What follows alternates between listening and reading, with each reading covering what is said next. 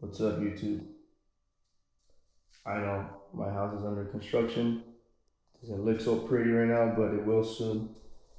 Um, I haven't been making videos because I rented my house out. So, with that said, I've been gone for a while, but I am back once I finish all these repairs and upgrades and remodeling and whatever you may call it. But I'll be back to making these videos and better this time, better camera or something. And as you can see, I have new models and then some changes to some of my current kits. Like my line Tb70 is now sporting that orange tail boom. I will be posting the video on the new V2 upper frame kit.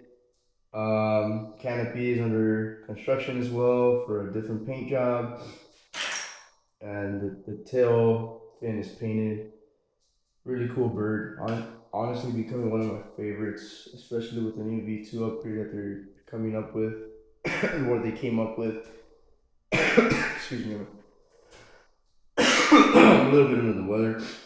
But yeah, and then we have this guy right in front is an xlpower 700 version 1, one of my favorite. I really do like that kit. It's pretty nice. It's really smooth, well made. Right behind is my new xlpower 700.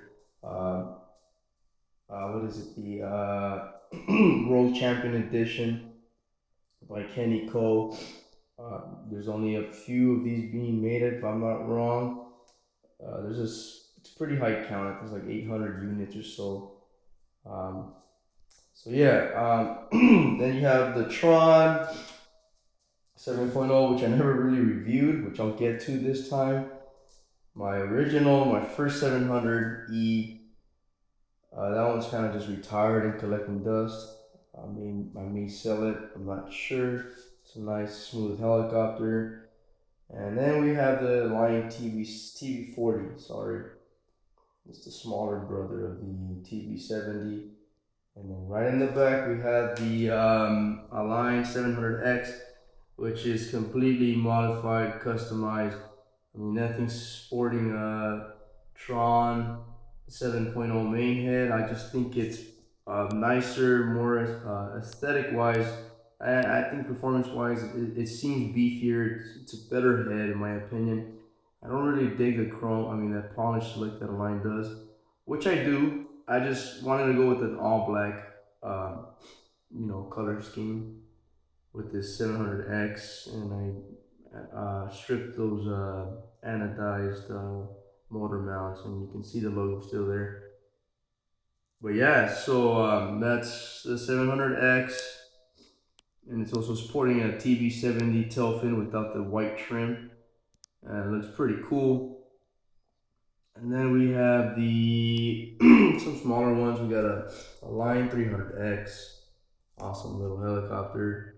The Blade 270, something I've already reviewed. Most of these I've already spoken of, but I'll probably touch base and make new videos on all of them just so that people know where they stand now in 2024.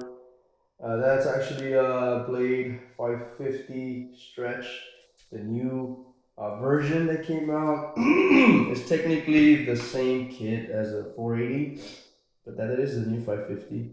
You can see it has a new landing gear. I just chose with the. I like the green canopy better. It's bright. It's really nice, and honestly, I just don't want that one to fade away.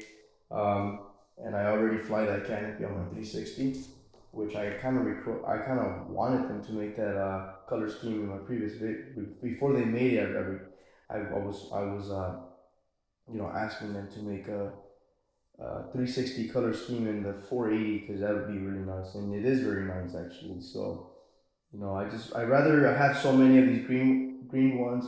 Crashing happens, and I rather crash a green one and move on from there and having to break and replace canopies right off the bat. So right here you have my 550. You have a 550 stretch. Same thing. See, that one has the the red, white, and blue tail fin, which remember I had painted one custom because I really wanted a red, white, and blue Fusion 480 because the Fusion 360 color scheme's really nice. I don't think anybody makes a nicer color scheme. The paint, the design is pretty nice with what Blade does on their canopies. It's just very smooth and what would you call it? Streamlined. So in my opinion, I mean they're so nice, but I think that just because they made a new one doesn't mean I'm gonna ditch out the green one. I mean I love the green one. It's pretty nice. It'd be nice if they offered that green one in the Fusion 360. That'd be a pretty cool colorway, or even in smaller ones like the Fusion 180. But yeah, then you have my this other one. This is a completely it's a custom build. Anyone can do this. I mean, it's a excuse me. It's my Fusion 150 Smart, the newest version. It's swinging some rail blades. I made this. I kind of like machined off some stuff off this Raycon Heli main head. But that's me. So it looks good. Polished it also. It's got the blade aluminum upgrade canopy post, and as you can see, it has a Fusion 180 main frame. It does work.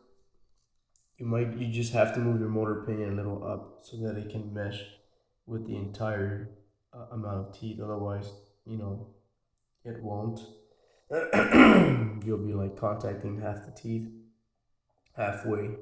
But that's the Fusion Blade 150. I like this frame better, honestly. It's more spacious too. Flies the same. And there it is. Like I said, I'm running the goosky tail blade. So that's what I like. It's a cool helicopter. It's awesome. It's a powerhouse. Not that I need it because I'm not that great of a pilot, but it's fun to go fast and I like that it doesn't struggle. And then you have my Fusion 180 again. And this one's pretty much upgraded from front to back. Carbon blades, aluminum tail housing by Raycon Heli. And then you have another Fusion 180. I got like 5 Fusion 180 Smarts and the original. And that's one of 3 of the Fusion 180s. Man, I'm really under the weather here, so hang on there, guys. Bear with me. And made some changes to this little guy too. I mean, this is another build just because I got it for very cheap. I think it was like $80 on eBay. I bid on it, so they gave me the Raycon stuff, and I just changed that motor up for a black one. I mean, there you go. And it's actually by Horizon Hobby. It's a thrust motor. If I'm not wrong, it came off the Blade Torrent. All I did was replace the little actual hub, and I popped this one on, and it's a direct fit, same pull and everything. So that's the Infusion 180, awesome helicopter also. And we have a few more, a lot more. I mean, the Goosky RS2, Goosky RS1, and we also have the XK110. That's another little micro that's cool to review, but that's currently going into a micro. Here's my UDR. I picked up another one, gave my other one away. My wife gave me that one actually. But yeah, the XK110 is gonna go into a little Huey fuselage. So there's a few more helicopters I got. Black Hawk's gonna get back in the air, and we'll put the new Spectrum ESC in there, which is gonna be a 260 amp, I believe, what they came out with. So I'll do that. That way we don't have to worry about power shutdowns or anything like that, because it came down one more time, but nothing happened. Um, but yeah, so I mean I have many more to review. We're gonna customize that XL700, see what we can do with that one. I actually crashed that one and survived. The entire front end survived fine. So let me just get this all organized, and I'll just start posting these videos in order. So yeah, I'm just gonna go ahead and review the other ones right after I do all these changes on these. So Yeah, from the top of my head, I think I have like I already mentioned the goosky helicopters. Oh, that's right. I still have the OMPM one. That's another one. I think I've got. Well, let's go check. Take you around my house real quickly. And here's the goosky RS2. This is one of the nicest micro helicopters on the market. Um, the build quality is just, you know, it's just phenomenal. I mean, it's good. It's nothing short of fantastic because it's the CNC work on this is just so impeccable. Like it's super smooth. You can't even see the markings or the cut markings of the blades. I mean, it's just a smooth cut. I mean, compared to like micro heli CNC parts, I mean, you can still see the imperfections in the CNC process. But this is a very well made micro helicopter. It's got all the power. Tail authority is there.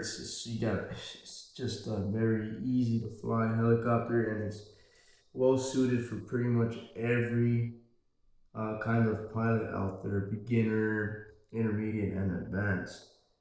And for that, for that matter, I think that it's one of the better choices because it's very cheap to fix. And honestly, everything just comes down to the pricing, and it just comes down to affordability. I comparing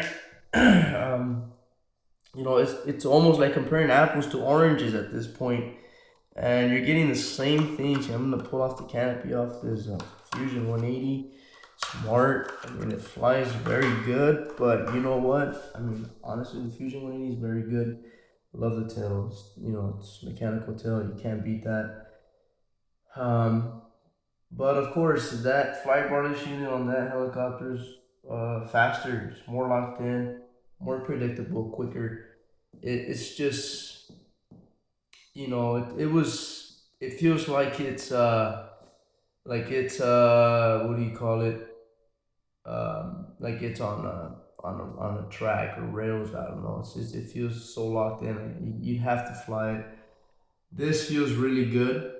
It's also very locked in, but it does feel more loose in the center stick. So I mean, it feels very nimble, docile, tamed.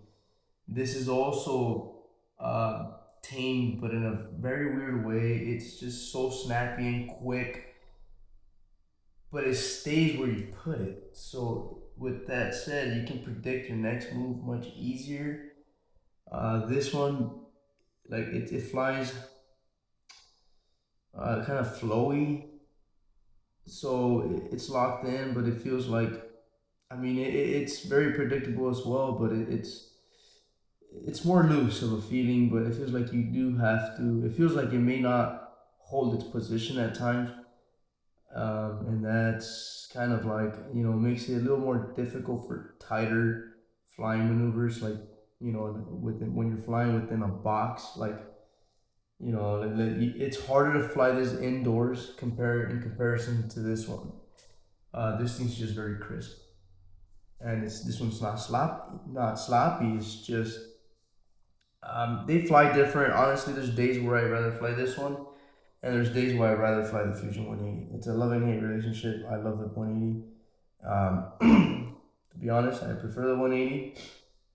But when it comes down to prices and parts, paying for plastic parts versus these parts, which are all metal and carbon fiber, this takes it all day. I mean, it's cheaper, and you stay in the air longer, and it doesn't really, you don't really beat much of it when you crash on this one.